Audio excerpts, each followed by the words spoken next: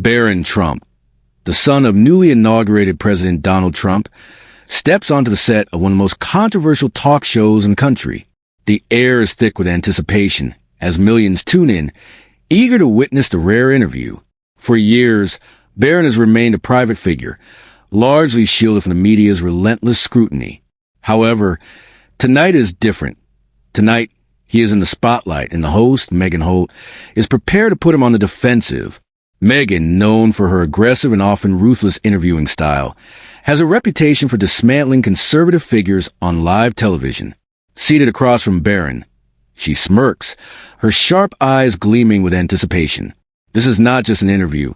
It is an ambush, armed with loaded questions designed to trap and embarrass him.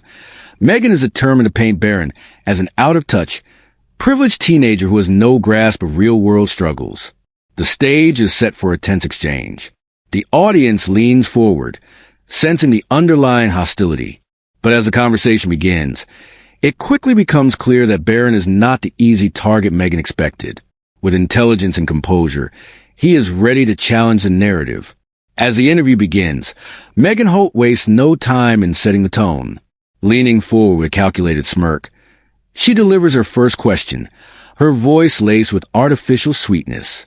"So, Barron," she begins, "do you feel like you deserve to be here?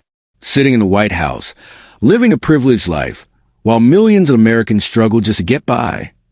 The audience murmurs, some nodding in agreement, others waiting to see how the young Trump will respond. Meghan's question is a trap, meant to corner Barron into either admitting unearned privilege or appearing out of touch with ordinary Americans. She expects hesitation, nervousness, perhaps even an entitled remark that she can exploit. But Barron does not flinch. Instead, he meets her gaze with a calm, unwavering expression. A small, knowing smile plays at the corners of his lips before he speaks. "I'm not sure if you're asking because you truly care," he says smoothly, "or if you just want a reaction to fuel your show." The audience gasps. Meghan's smirk falters for just a second, but she quickly recovers, masking her surprise with a forced chuckle. "Oh, I care, Barron," she presses on. "Americans care. They want to know how someone like you, born into wealth, can possibly understand real struggles." Barron nods, as if considering her words carefully. Then, with quiet confidence, he responds, "Struggle isn't just about money. It's about responsibility. And trust me, being the son of a president comes with a lot of it." The room falls silent. For the first time, Meghan is momentarily at a loss for words. She flips through her notes, searching for another angle. "You didn't earn your position," she states, her tone sharper now. "Don't you think it's unfair that you have all this attention and influence while kids your age are working minimum wage jobs?" Barron tilts his head slightly, unbothered. "I don't have power, Meghan. My father does. But I do have a voice. And I can choose to use it wisely, or waste my time arguing with someone who doesn't want a real conversation." The audience erupts into applause. Even some of Meghan's loyal fans nod in approval. Barron has not only dismantled her argument, but he has done so with grace, refusing to be rattled. Meghan's attempt to paint him as an entitled, clueless rich kid has failed spectacularly. Meghan Holt, determined to regain control of the interview, shifts her strategy. She knows that attacking Barron directly is not working, so she pivots to his father, former President Donald Trump. She leans forward, her tone sharp but calculated. "Let's talk about your father," she says. "The media paints him as a divisive leader. Many say he's a racist, a bigot, and a threat to democracy. Do you agree with them?" The room falls silent. The tension in the air is palpable. The audience waits, knowing that no matter how Barron responds, the question is a trap. If he defends his father, he risks looking blind to criticism. If he concedes to Meghan's framing, he appears disloyal. Barron, however, does not rush to respond. He blinks once, twice, then exhales slowly. When he finally speaks, his voice is calm and measured. "My father," he begins, "is not perfect. No president is. But if you're asking me whether I think he's a bad man, the answer is no." Meghan tries to cut in, but Barron continues, his voice unwavering. "I've seen him behind closed doors. I've seen him at his lowest and his highest. What people forget is that he's human. The media loves to reduce him to a headline, a soundbite, a villain in a story. But they never see the man I see, the father who taught me to stand up for what I believe in, who works harder than anyone I know.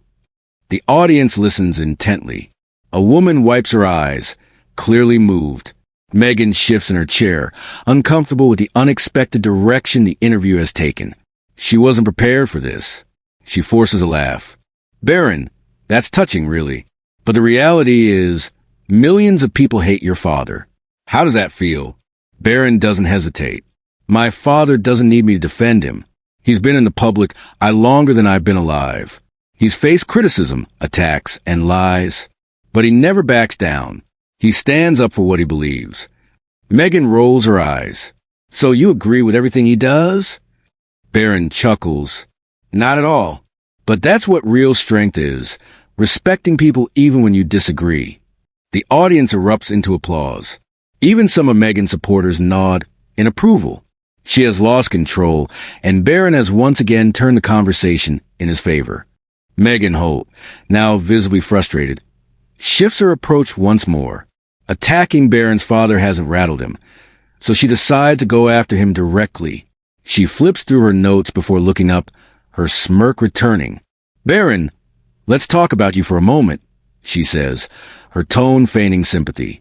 You grew up in the spotlight, but let's be honest, the media hasn't always been kind. You've been called awkward, distant, even sheltered.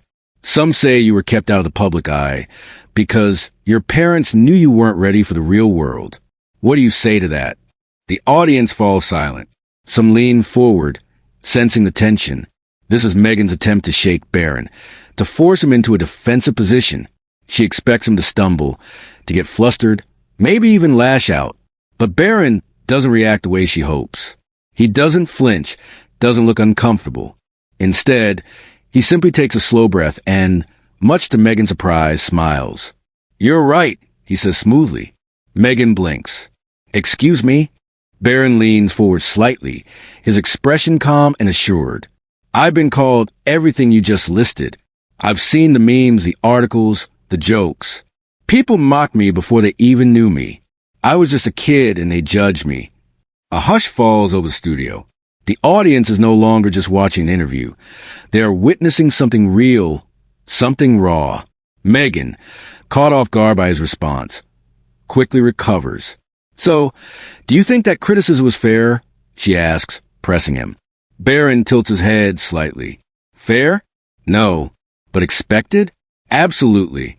That's the world we live in. People love to create a story about someone they don't understand. The audience murmurs in agreement. Megan realizes the shift happening in the room. Barron isn't playing the victim, and he isn't lashing out. Instead, he is owning his narrative in a way no one expected. But here I am, he continues, his voice unwavering. And I'm not hiding. The crowd erupts into applause. A woman in the front row wipes away tears. Megan's plan is backfiring, and she knows it. Barron Trump, the boy the media had ridiculed for years, has just turned their narrative on its head. And the audience is with him. Megan Holt, sensing her grip on the interview slipping, takes a different approach. If she can't shake Barron by attacking his past, she will go after his future. She straightens her notes, then looks up with an amused smirk. That's inspiring, Barron, she says, her tone dripping with sarcasm. Really? But tell me this. What exactly do you plan to do with your life? Because right now, you're just the president's son.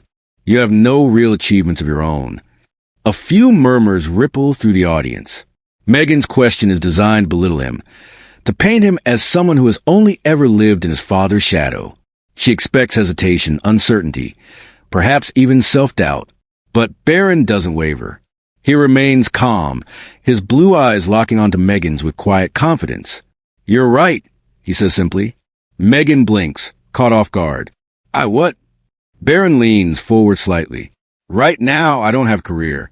I don't have a legacy. I don't have a list of accomplishments that will impress you. Megan crosses her arms, waiting for him to struggle. But Barron doesn't.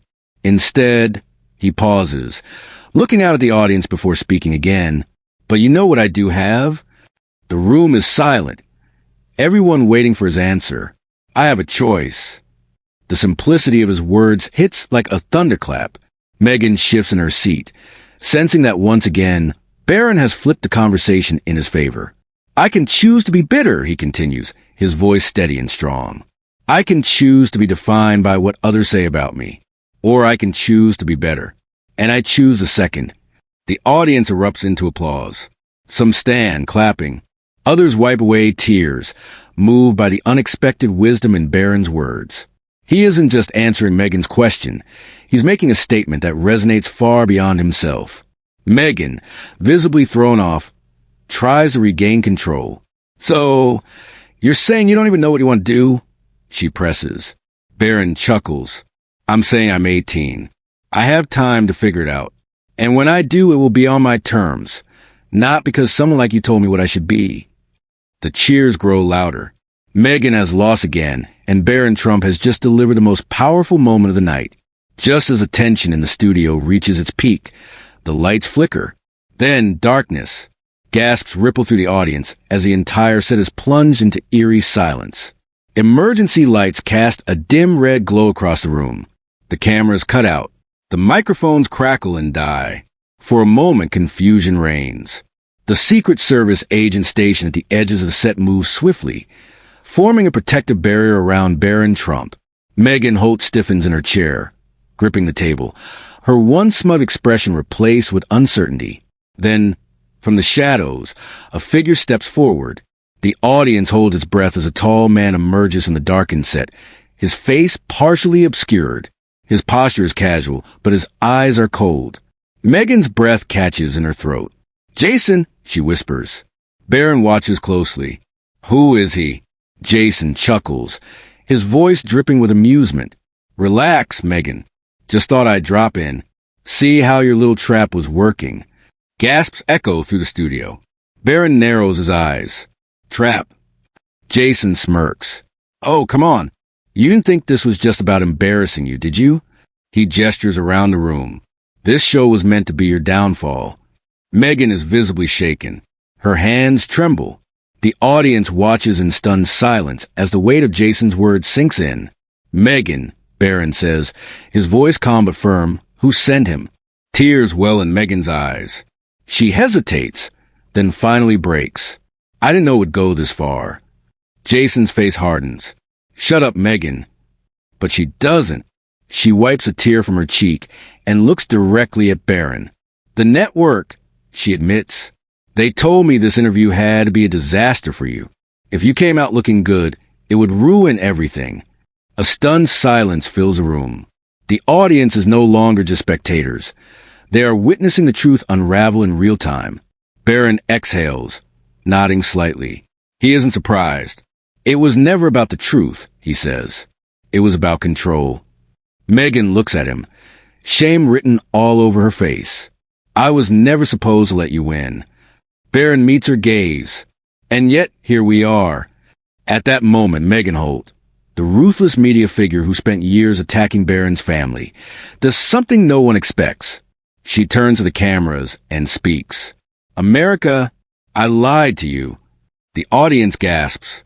The cameras, now back on, capture everything. Meghan wipes her tears. The media told me to destroy Barron Trump. They wanted me to make him look weak, arrogant, privileged. But the truth is, I was the weak one. The room erupts. Some people sob. Others cheer. Barron Trump, once mocked and underestimated, has just exposed the truth in front of the entire nation.